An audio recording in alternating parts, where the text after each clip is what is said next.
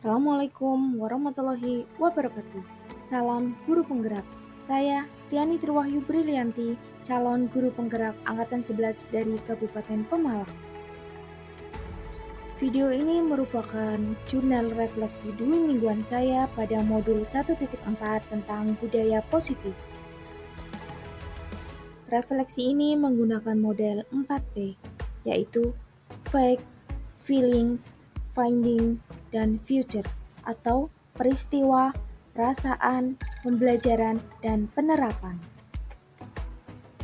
Setelah menyelesaikan rangkaian kegiatan pembelajaran pada modul 1.3 tentang visi guru penggerak, calon guru penggerak Angkatan 11 memasuki pembelajaran pada modul 1.4 tentang budaya positif yang dilaksanakan mulai dari tanggal 30 Juli 2024 hingga 19 Agustus 2024. Adapun materi pada modul 1.4 adalah tentang budaya positif yang terdiri dari konsep-konsep inti berikut. Yang pertama, disiplin positif dan nilai-nilai kebajikan universal. Yang kedua, teori motivasi, hukuman, dan penghargaan, restitusi. Yang ketiga, keyakinan kelas. Yang keempat, kebutuhan dasar manusia dan dunia berkualitas. Yang kelima, restitusi 5 posisi kontrol. Yang keenam, restitusi segitiga restitusi. Pada pembelajaran modul 1.4, saya mengeksplorasi konsep secara mandiri. Setelah itu, saya melanjutkan ruang kolaborasi. Sesi diskusi di ruang kolaborasi ini dipandu oleh fasilitator yaitu Ibu Rosita Pujiastuti yang dilaksanakan pada 6 Agustus 2024. Pada kegiatan ruang kolaborasi modul 1.4, saya beserta rekan-rekan satu kelas mendiskusikan tentang budaya positif dan menelaah beberapa studi kasus dalam kelompok kecil. Saya mendapat kesempatan bergabung pada kelompok 1 dengan anggota Bapak Iis Nuryanto, Ibu Nunung Ivana, dan saya sendiri. Setelah selesai diskusi, keesokan harinya kami melakukan presentasi hasil diskusi dan bertukar pikiran bersama kelompok lain. Sesi ruang kolaborasi ini sangat menarik karena difasilitasi dengan diskusi yang runtut, jelas, dan CGP diberi kesempatan mengeksplorasi dan berbagi serta menjadi pemimpin diskusi. Kemudian, pada hari Kamis tanggal 8 Agustus 2024, Bapak Asep Yusuf Jafarudin selaku pengajar praktik kembali berkunjung ke sekolah tempat saya bertugas untuk melaksanakan pendampingan individu yang kedua kepada saya. Beliau membantu saya memimpin diskusi dengan guru-guru di sekolah untuk merumuskan prakarsa perubahan dan meninjau kembali visi sekolah serta merancang sebuah program pencapaian visi. Kegiatan ini dilaksanakan dari pukul 9 hingga 12 WIB di ruang Laboratorium Bahasa SMK Negeri 1 Pemalang.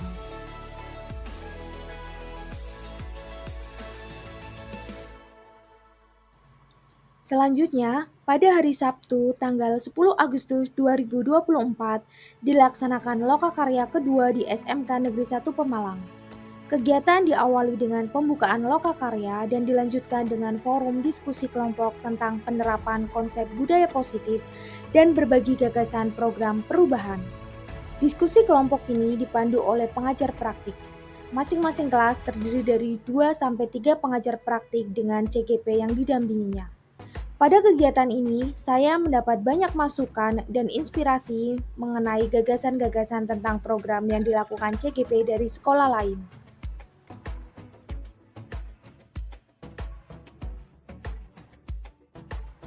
Saya merasa sangat senang saat mempelajari modul 1.4 tentang budaya positif ini, meskipun sedikit kewalahan karena materinya cukup banyak dan tugas yang harus diselesaikan juga cukup menantang.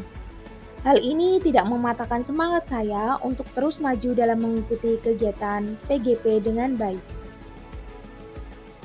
Selain itu, saya juga merasa lega karena telah mendapat pencerahan tentang cara menangani masalah atau kasus murid di sekolah. Saya juga bersyukur akhirnya dapat mempelajari tentang disiplin positif dan memahami kaitannya dengan segitiga restitusi dan posisi kontrol guru yang efektif. Adapun pembelajaran yang dapat saya simpulkan pada modul ini yaitu Budaya positif sangat diperlukan untuk mewujudkan pendidikan yang berpihak pada murid. Sebagai seorang pendidik, guru bertanggung jawab untuk mewujudkan budaya positif di lingkungan sekolah. Jika budaya positif telah terwujud, maka akan tercipta murid yang merdeka dan bahagia, guru yang saling mendukung dan menguatkan, serta lingkungan sekolah yang nyaman dan aman. Agar dapat menciptakan budaya positif, guru harus memahami dan dapat menerapkan konsep-konsep, yaitu yang pertama, disiplin positif dan nilai-nilai kebajikan universal.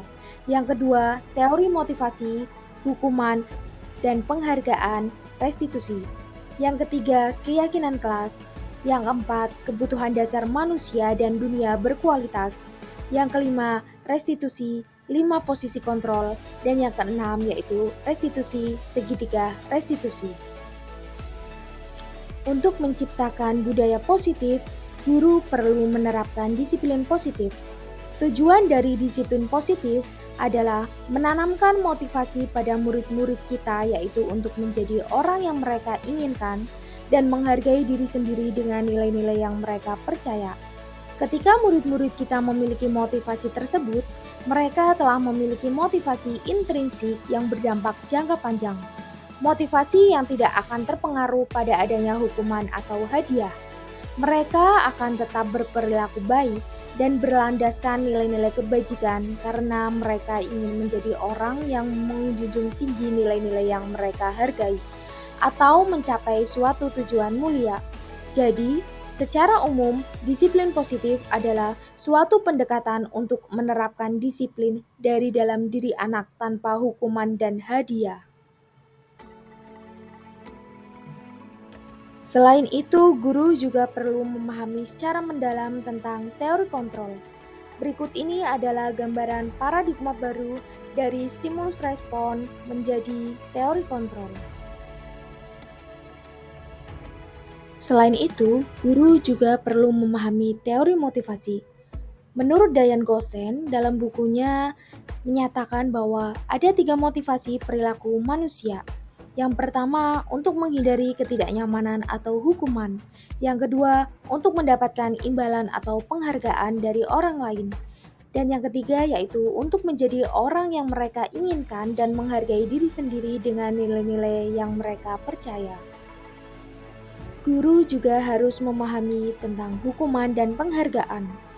Dalam menjalankan peraturan ataupun keyakinan kelas atau sekolah, bila mana ada suatu pelanggaran, tentunya sesuatu harus terjadi. Tindakan terhadap suatu pelanggaran pada umumnya berbentuk hukuman atau konsekuensi. Alfikon menyatakan bahwa baik penghargaan maupun hukuman adalah cara-cara mengontrol perilaku seseorang yang menghancurkan potensi untuk pembelajaran yang sesungguhnya. Menurut Kohn, secara ideal tindakan belajar itu sendiri adalah penghargaan sesungguhnya. Diane Gossen juga menyebutkan ada 5 posisi kontrol guru, yaitu penghukum, pembuat rasa bersalah, teman, pemantau, dan manajer. Guru perlu meninjau kembali penerapan disiplin di dalam ruang-ruang kelas mereka selama ini. Apakah telah efektif? Apakah berpusat, memerdekakan, dan memandirikan murid? Menurut saya, posisi kontrol yang paling baik diterapkan guru adalah posisi manajer. Fokus pada murid bukan untuk membahagiakan guru atau orang tua. Di posisi inilah, murid dapat menjadi pribadi yang mandiri, merdeka, dan bertanggung jawab atas segala perilaku dan sikapnya, yang pada akhirnya dapat menciptakan lingkungan yang positif, nyaman, dan aman. Seluruh tindakan manusia memiliki tujuan tertentu. Semua yang kita lakukan adalah usaha terbaik kita untuk mendapatkan apa yang kita inginkan. Ketika kita mendapatkan apa yang kita inginkan, sebetulnya saat itu kita sedang memenuhi satu atau lebih dari satu kebutuhan dasar kita, yaitu kebutuhan untuk bertahan hidup atau survival, kasih sayang dan rasa diterima atau love and belonging, kebebasan atau freedom, kesenangan atau fun, dan penguasaan atau power. Maka sebagai guru kita perlu memahami kebutuhan dasar murid. Seseorang akan lebih tergerak dan bersemangat untuk menjalankan keyakinan daripada hanya sekedar mengikuti serangkaian peraturan tertulis tanpa makna. Murid-murid pun demikian. Mereka perlu mendengarkan dan memahami arti sesungguhnya tentang peraturan-peraturan yang diberikan. Apa nilai-nilai kebajikan di balik peraturan tersebut? Apa tujuan utamanya? Bukan sekedar mengikuti serangkaian peraturan-peraturan yang mengatur mereka tanpa memahami tujuan mulianya. Keyakinan kelas adalah nilai-nilai kebajikan yang diyakini oleh kelas untuk menumbuhkan motivasi intrinsik dan budaya positif di kelas. Restitusi adalah proses menciptakan kondisi bagi murid untuk memperbaiki kesalahan mereka, sehingga mereka bisa kembali pada kelompok mereka dengan karakter yang lebih kuat.